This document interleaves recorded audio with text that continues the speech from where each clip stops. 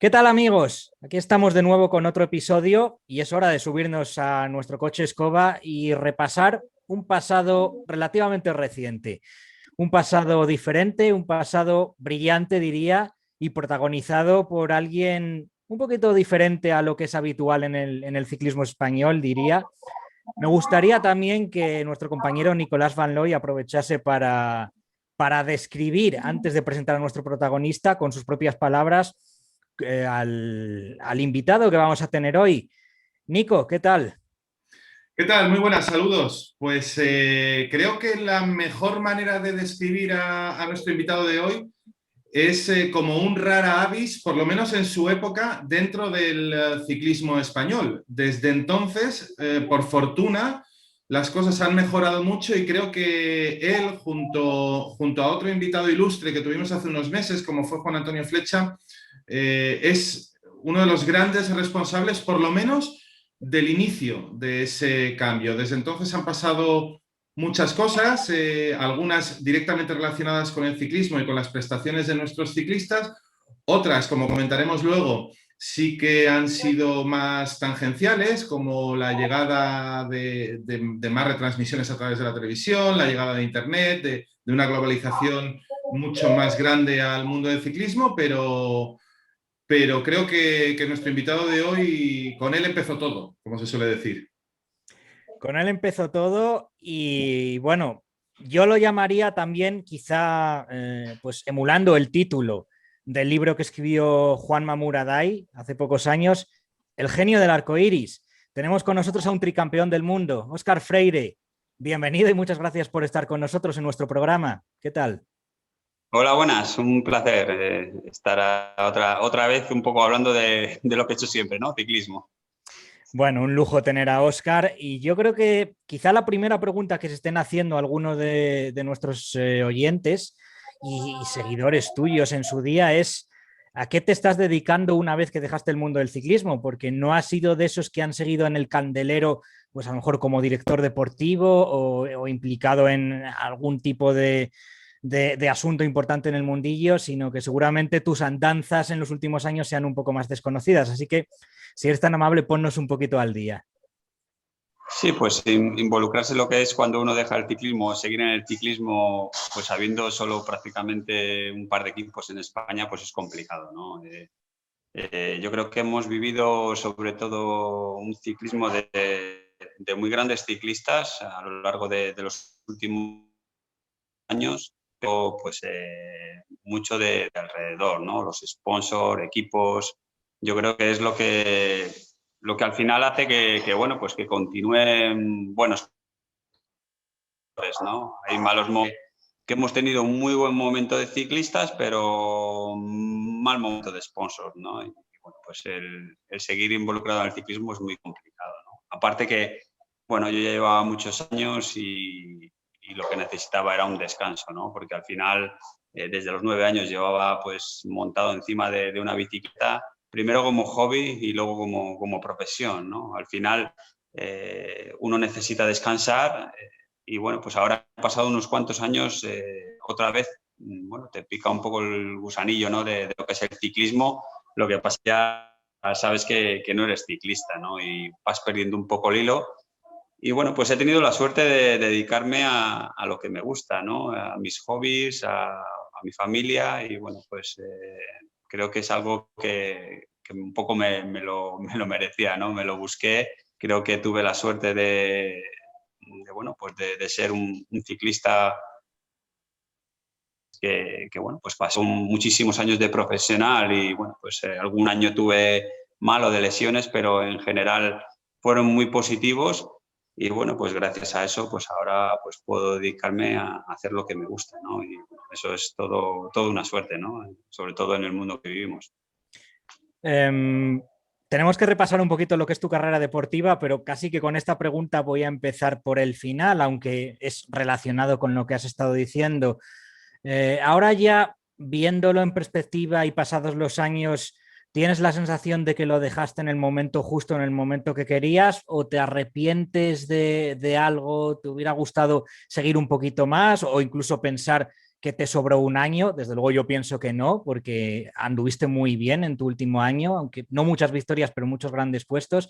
¿Cuáles son tus sensaciones al respecto? Pues es curioso porque ahora lo pienso de otra manera, ¿no? Por ejemplo, ahora psicológicamente podría correr un año más, ¿no? Físicamente ya pues el cuerpo no me lo permite, ¿no? Primero era el o sea, cuando lo dejé físicamente todavía podía correr algún año más, pero psicológicamente no. Entonces, yo creo que pues en el momento era porque al más era como pues muchos años de profesional, muchísimas pruebas y bueno, yo creo que objetivos pues habían que llegó mi momento, ¿no? En aquel momento, pues 8 años de profesional, 16 años, yo creo que bueno, pues era suficiente. De esa manera, bueno, donde también corrí mi primer mundial como profesional en Holanda y bueno, pues mi último también fue prácticamente en el mismo circuito, ¿no? Entonces, pues fue un poco especial, una decisión un poco anticipada en cuanto a esa decisión, porque sabía que bueno, pues que estaba el mundial y quería dejarlo en el mundial, pero bueno, yo creo que ahora pensándolo fríamente, pues sí, podía haber hecho alguna más porque físicamente estaba bien, pero yo creo que bueno, fue una buena decisión en dejarlo en aquel momento. Y ahora pasamos ya al otro lado de tu carrera deportiva, lo que serían los inicios, antes de dejar paso a Nico, que estoy seguro de que tiene un montón de preguntas que hacerte. Pero una primera que me viene a la cabeza es en tus inicios en un país como España, donde siempre se ha valorado tanto al ciclista más de corte vueltómano, de corte escalador. Si incluso alguien de tanta calidad como tú tuvo alguna dificultad para abrirse camino y pasar a profesionales, aunque es verdad que como amateur también ganaste carreras duras, es decir, no eras ni mucho menos un sprinter puro, sino que eras un ciclista bastante completo. Pero ¿tuviste que confrontar en alguna ocasión esa sensación que hay siempre en España de que se valora mucho al vueltómano y al escalador por encima del ciclista más rápido, sprinter o de corte clasicómano? Siempre, bueno, pues siempre ha sido así, ¿no? En general, lógicamente, normal que a uno pues, a un sprinter o a un corredor de clásicos, ¿no? Pero bueno, ahora, por ejemplo, yo empecé, cuando yo empecé como profesional, pues no había corredores que prácticamente corrían pruebas en el extranjero, pues sobre todo pruebas de un día, porque no iban ni los equipos, ¿no? Eran muchas días desconocidas para cualquier equipo y para el aficionado en general. Un poco a medida que fueron pasando los años, pues sobre todo gracias a la televisión ha hecho que bueno, pues que que ese tipo de pruebas, ¿no? Y ahora en este momento, pues, casi los corredores más importantes del mundo, corredores como, no sé, como Van Aert o reciente ganador de la Strada Bianca, Van der Poel. Y bueno, pues hay corredores que como Sagan y bueno, se les valora muchísimo a nivel mundial, ¿no? Igual es porque a su vez la televisión en general entiendo que pues, más importancia a ese corredor es porque las pruebas son muy espectaculares. Creo que el Tour de Francia será el Tour de Francia, pero creo que a nivel de espectacularidad es más bonito una prueba de un día, ¿no? Porque bueno, está mucho más abierta que lo que puede ser un Tour de Francia. Óscar, yo voy a seguir un poco en la tónica de irnos al principio de tu carrera y querría irme al primer mundial en Verona. ¿Crees que si tu proceso de llegada a profesionales no hubiese sido, como acabas de decir, hoy estamos hablando en España, donde se busca otro tipo de corredores y por lo tanto quizás no se espere que de repente salga de la nada un clasicómano, un tío rápido y demás, si hubiese estado más en el radar de seleccionadores y de directores deportivos desde categorías inferiores se te hubiese permitido ese movimiento que te llevó a ese primer arcoíris? No lo sé, todos esos movimientos me los gané yo, ¿no? Nadie me ha facilitado mucho las cosas desde que empecé a dar pedales, ¿no? Bueno, pues cuando pasé a juveniles ganaba prácticamente todo y no fui a un campeonato del mundo, ¿no? La primera vez que fui seleccionado fue a un campeonato de Europa con la selección ya en sub-23 y fui casi un poco casi de rebote, ¿no? Porque bueno, me lo gané, pero había pues una selección que estaba como ya como muy hecha, ¿no? En esa, cuando me seleccioné en el Campeonato de Europa, que fue mi primera prueba, bueno, en la segunda, pues yo creo que lo fui ganando yo y cuando pues, fiché por un equipo profesional, todavía no era campeón del mundo, pero había ganado pues, el Memorial Valenciaga, que era la prueba un poco más importante de un día a nivel nacional, y había ganado pruebas como sub-3, ¿no? Al final, yo creo que, bueno, era un desconocido de cara un poco a nivel profesional, pero prácticamente todo lo que corría pues tenía muy buenos resultados y ganaba pues bueno, pues justo ayer me comentó pues un entrenador mío de escuelas que bueno pues que decía, ¿te acuerdas cuando fuiste a correr al Arc del Rey? Una prueba pues bueno, un poco de pueblo, ¿no? Pero que corría pues el campeón de España que recientemente había quedado tercero en el Mundial de Juveniles y bueno, llegué justo con él y le gané, ¿no? Entonces, al final yo creo que bueno, he ido un poco, tuve un poco, nunca tuve esas ventajas que tienen otros, ¿no? Bueno, pues había un director como Said que tenía un equipo, pero tampoco en mí, ¿no?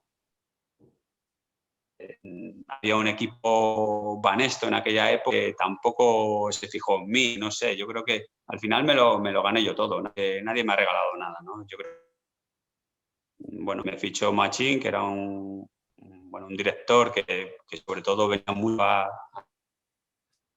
Cantabria y bueno, pues y con él, con aficionados y así se fijó en mí, pero bueno, se fijó cuando ya había ganado también el Valenciaga, ¿no? Pero bueno, que no es lo mismo fichar porque que ha ganado que a un corredor que esté por ganar, ¿no? Y en aquel momento yo ya en mi primer año tuve muy buenos resultados. Yo no sé por lo que estás comentando, ¿no? Yo tengo un recuerdo que para mí es muy, muy bonito, ¿no? Una concentración, si no recuerdo mal, era de Rabobank en el Parador Nacional de Javia, en el que quedé contigo y con Flecha, estabais entonces compartiendo equipo y era el Media Day y había quedado con vosotros para hacer una entrevista conjunta para el extinto Meta 2000 y cuando llegué allí me sorprendió enormemente que no se estaba haciendo caso a nadie y vosotros mismos me decíais, hombre, ha venido uno a hablar con nosotros, que están todos hablando con los holandeses. No sé si ahora ha pasado el tiempo, claro, todo esto hace gracia, pero si en ese momento teníais, o tú particularmente, la sensación de no estar siendo lo suficientemente valorados por parte de la prensa y de los aficionados. Bueno, yo creo que a mí, por ejemplo, de la prensa me seguía muchísimo, pero bueno, a mi casa, cuando vivía en España, en los primeros años de Mapei, venía mucha más prensa del extranjero que de España. Entonces, pues bueno, también estaba en un equipo pues, extranjero, ¿no? Como era el Mapei. Pero bueno, luego a lo largo de mi carrera deportiva, pues sobre todo me han seguido más desde fuera, ¿no? Y me han valorado más fuera, por eso he estado en equipos de fuera. Yo lo que veo ahora empiezan a valorar corredores como, bueno, valoran muchísimo más en España a un corredor como Sagan que a mí cuando yo era español, ¿no? Está claro que, bueno, pues Sagan ha ganado más carreras? Pues sí, pero bueno, tampoco es que sea el único que ha ganado pues, muchas carreras, ¿no? Yo o el segundo mundial de él que yo, habiendo ganado 3, siendo español, ¿no? Al final, por eso he corrido siempre en el extranjero. Bueno, pues me han valorado más. No quiere decir que aquí no me hayan valorado, porque hay mucha gente que sigue el ciclismo muy de cerca que sí lo ha hecho, ¿no? Pero a nivel general no se ha hecho igual que en el extranjero. Mm. Empezaba el programa, Saúl, pidiéndome que te describiese, ¿no? Y bueno, te describía un poco como rara avis y estaba pensando, ahora tú estás haciendo un poco la comparación con Sagan y demás, y en aquella época recuerdo que también nos tocaba a los periodistas especializados describirte, ¿no? A una afición que descubría ese tipo de ciclismo. Y ahora estamos hablando ya de otra generación de aficionados, algunos que ni siquiera te habrán llegado a ver correr en algunos casos. Si te tuvieses que comparar, porque creo que antes había, por ejemplo, Cipollini, Petacchi, Zabel, eran quizás sprinters mucho más puros que tú, y los roles quizás estaban más definidos. Creo que hoy en día no lo están tanto. Antes teníamos al escalador puro que no iba bien en contrarreloj, y viceversa. Y ahora todo eso está mucho más difuso. Si tú te tuvieses que describir en el ciclismo actual, ¿con quién te compararías?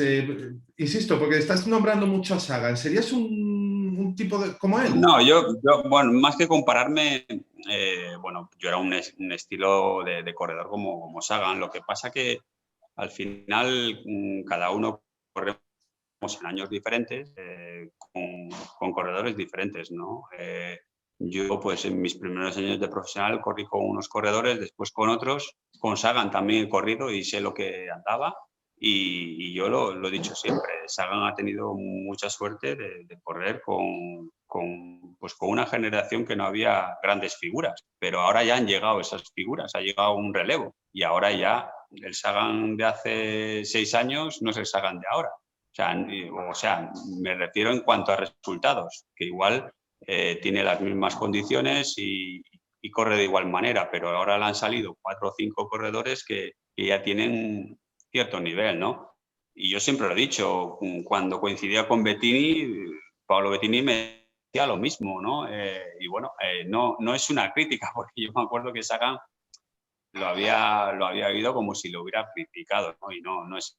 Lo digo que cada generación de corredores es diferente y cada corredor, ¿no? Y bueno, pues él tuvo la suerte de coincidir con una generación que no había, porque yo he corrido con últimos años de profesional, me daba cuenta que el nivel no era como el que había cuando yo empecé, ¿no? Luego, pues yo he vivido pues muchos problemas con toda la época del doping.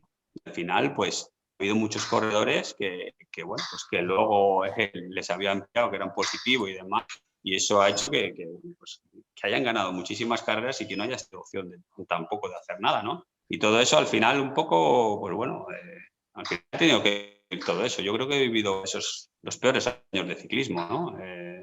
Hablaba de eso, ¿no? Entonces, pues no se valoraba al ciclista como ciclista, ¿no? Cada vez que hablaban de un ciclista, pues era ya como hablar de un delincuente, ¿no? Más al ciclista y se valora más el deporte. Óscar, estabas diciendo ahora que te tocó vivir una época difícil, negra en la historia del ciclismo, con todos los problemas relacionados con el dopaje, y al principio nos has dicho que ahora mismo, a día de hoy, psicológicamente quizás sí que estarías preparado para haber afrontado un año más de carrera. No sé si toda esa cuestión de la leyenda negra del ciclismo, de los años negros, tuvo mucho peso en ese hartazgo psicológico al que pudiste llegar al final. No, bueno, no. Sobre todo esos años fueron malos en cada momento, ¿no? Porque veías que yo recuerdo que había ganado la Milán-San Remo, era el primer líder Pro Tour, y se hablaba de que si Manzano tenía un problema en la rodilla que le había causado todo lo que había tomado y todo lo que había hecho, ¿no? Yo creo que todo eso al final, cuando eres ciclista y estás haciendo las cosas bien y ves que bueno, pues que valoran más el problema que tiene un delincuente del ciclismo que un deportista, pues entonces te das cuenta que algo no va bien, ¿no? Y bueno, al final yo tuve que pasar todos esos años y bueno, pues me tocaron esos años, ¿no? Ahí ya no podía hacer nada. Al final, pues la decisión de dejarlo fue psicológica o de cansancio, pero no, sino que llevaba toda la vida en el ciclismo, toda una vida compitiendo y llega el momento en el que, pues eso, que tienes que ir al máximo cada día, tienes mucha presión del equipo, de los sponsors y eso al final, pues bueno, tiene una responsabilidad y bueno, sabía que realmente estaba bien, pero hay que estar al 100% para ganar, ¿no? En el film. Evidentemente fue una época, bueno, pues complicada por lo que comentas ahora, pero también en otro sentido fue una época buena, sobre todo para el ciclismo español, porque en especial lo que serían tus años de madurez ciclista, no tan al principio, pero sí ya cuando pues allá por 2003, 2004, a partir de ese periodo, sí que se entra en unos años en los que hay un equipo español muy fuerte y que especialmente en los campeonatos del mundo se podría decir que casi daba miedo al resto, ¿no? Entonces, la pregunta que yo te quería hacer, porque yo lo veo como un arma de doble filo, en algunos años, como por ejemplo tu segundo mundial en Verona, esa fortaleza conjunta funcionó a las mil maravillas, pero en otros años posteriores tengo la sensación de que la fortaleza tan grande del equipo español hizo que fuera muy difícil definir un líder único para los campeonatos del mundo o los Juegos Olímpicos o las carreras que fuesen por selecciones nacionales y al final no se obtuvieron los resultados que creo que por calidad se podían haber obtenido en aquellos momentos. ¿Tú desde dentro tuviste esa sensación de que la selección española funcionó mejor quizá en la primera mitad de la década de los 2000 que en la segunda, cuando se empezaron a ver un poco quizá los vicios que se habían observado en Italia años atrás y que Italia aprendió a dejar de hacer? Bueno, yo creo que fue un poco también a raíz de no correr yo 2 mundiales, ¿no? Por lesiones. Me perdí el Mundial de Madrid y me perdí el año siguiente, creo que fue.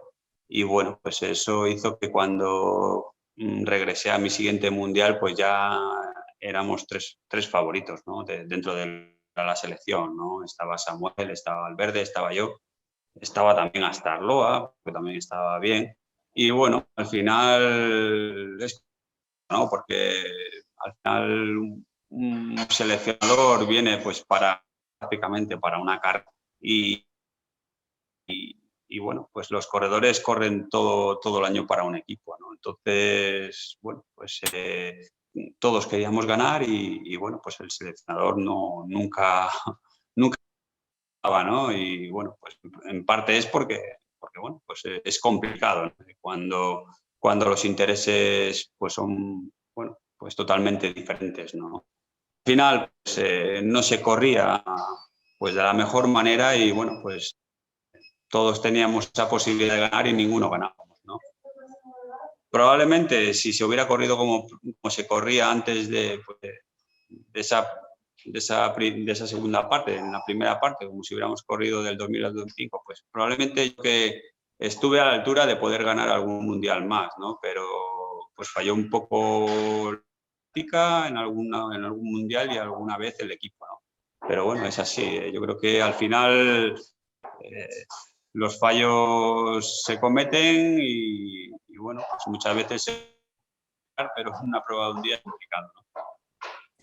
Has mencionado ahora las lesiones que te impidieron correr los mundiales de 2005 y 2006, que además tenían unos recorridos que podían haber sido bastante buenos para ti, pero quería ir un poquito más allá con las implicaciones de esas lesiones, más allá de no dejarte correr la que sería tu carrera favorita o la que realmente te hizo famoso y la que te dio más nombre, ¿no? Y en la que tenías un toque especial.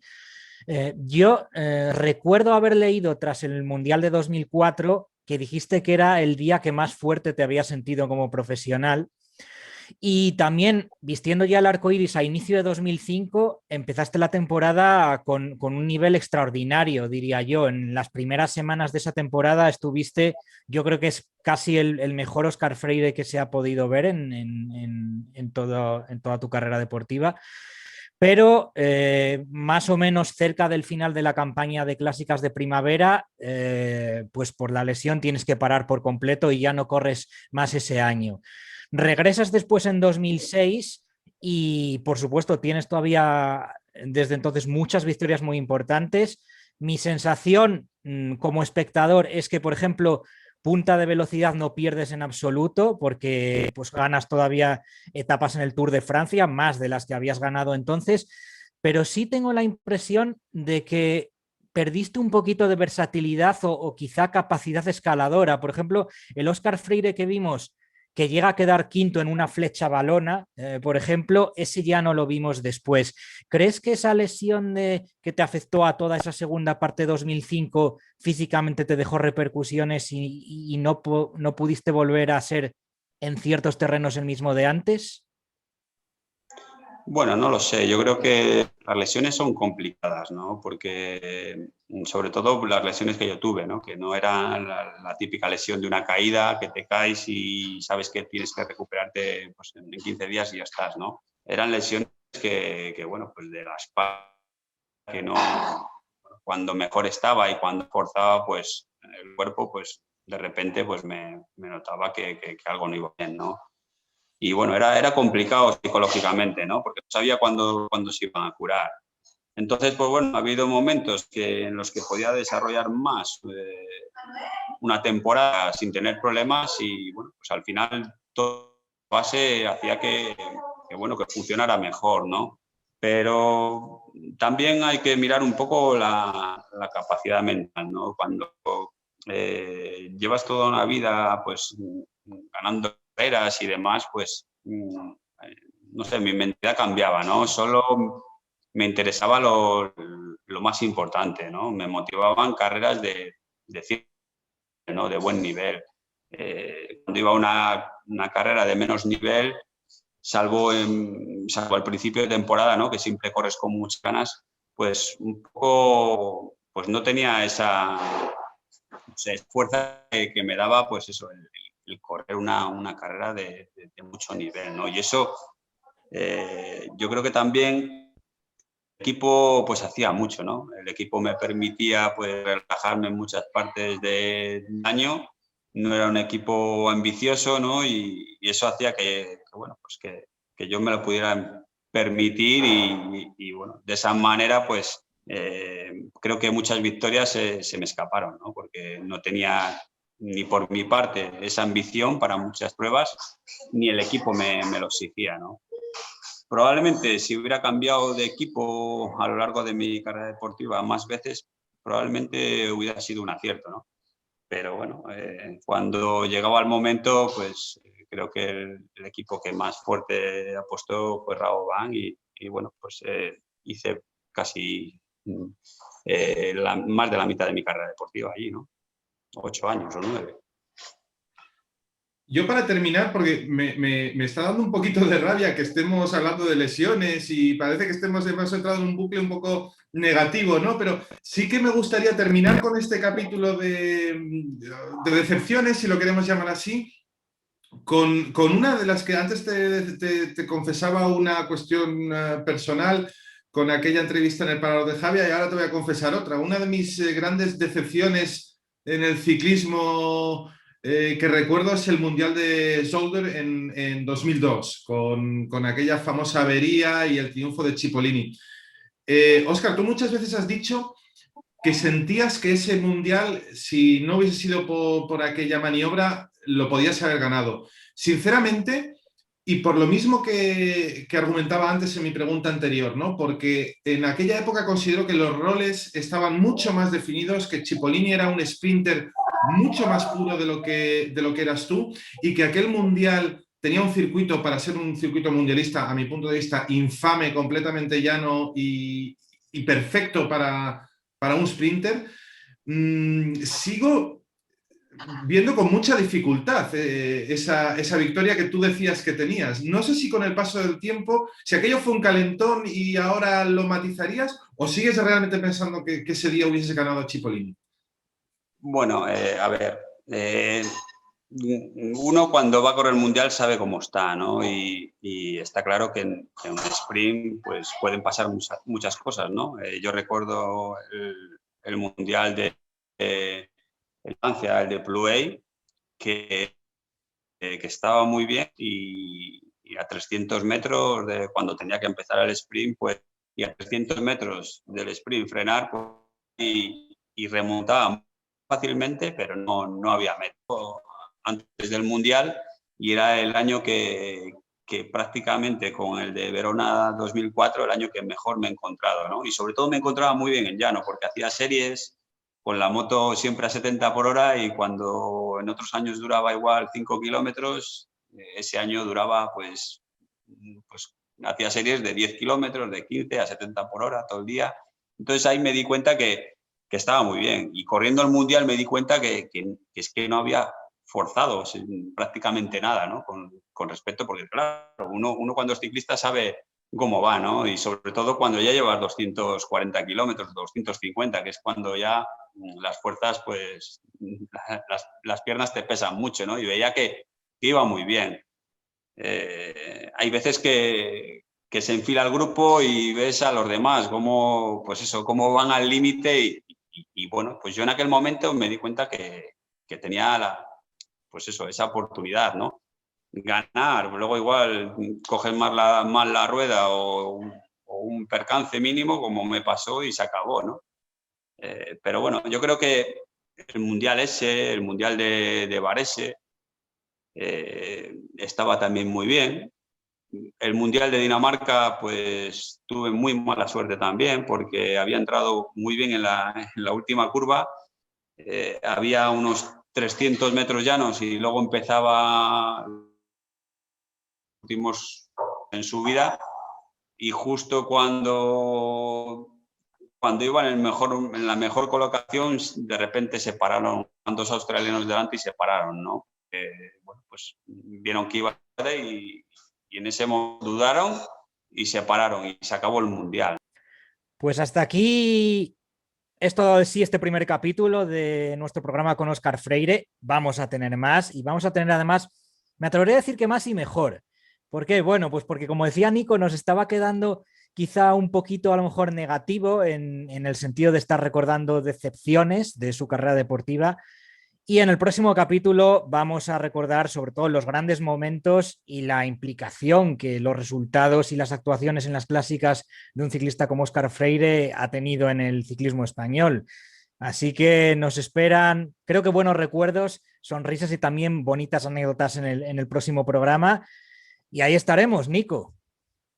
Pues sí, desde luego. Yo creo que a pesar de que nos hayamos centrado ahora un poquito en las decepciones y en los tropiezos, la carrera de Óscar Freire que ha acumulado o que acumuló más de 70 triunfos a lo largo de sus años como corredor profesional, evidencia que hubo muchísimas más luces y buenos momentos que sombras y decepciones. Así que yo apuesto a que en el próximo programa vamos a reírnos y vamos a disfrutar recordando esos buenos momentos.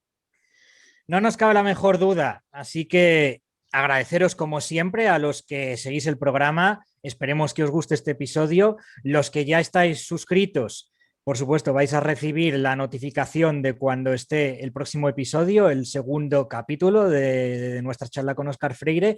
Y quienes no lo estéis, pues os animamos a que lo hagáis y a que le deis también a me gusta a este programa si os ha parecido interesante, porque eso siempre nos ayuda a ir creciendo, a ir teniendo repercusión. Gracias como siempre por estar ahí y nos vemos muy pronto.